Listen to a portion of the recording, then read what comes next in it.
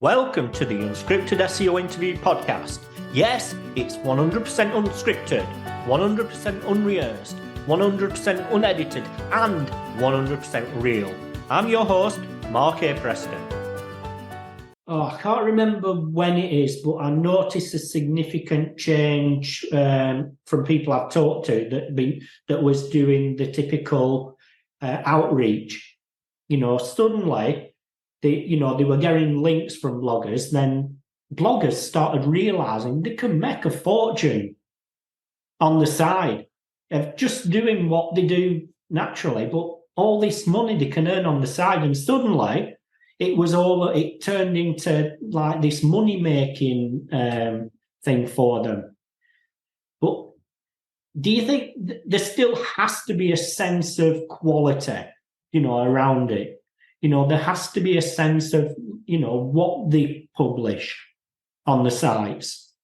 And do you think that doing the blogger outreach or the guest posting still has a massive benefit and boost?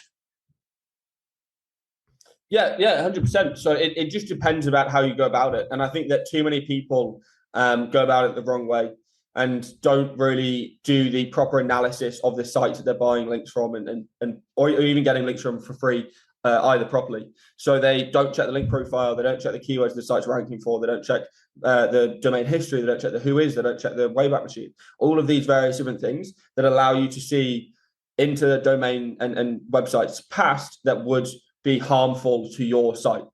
And in the end, if you end up building a link that is either neutralized, which happens more often than not, or let's hope not, becomes toxic, right? Then you've just paid to actually harm your website. So a lot of the time, this is why also people are scared of link building, is because you can harm your website off of doing it, right? It's a 2%, 1% chance, probably a higher percent if you have no idea what you're doing, right? But there is still that level of risk. And also there's a level of risk that Google could potentially turn that site toxic later on down the line because you don't control that website, because the owner of it could go and turn around and be like, whoa, I have 200 emails from casino websites wanting to post guest posts on my site, right? Let's go and take all of them and publish 200 guest posts of casino sites on my blog in one day. And obviously that's probably going to tank the site, turn it toxic and harm your link as well and make it look unnatural. So there's the level of you can't really fully control the sites that you're getting links from either. And that's why there's all sorts of PBN link tactics and things a lot of people find really popular, because then you can kind of control things.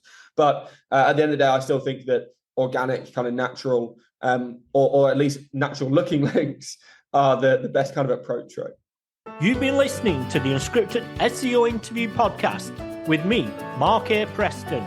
Join us next time as I interview more top SEO professionals.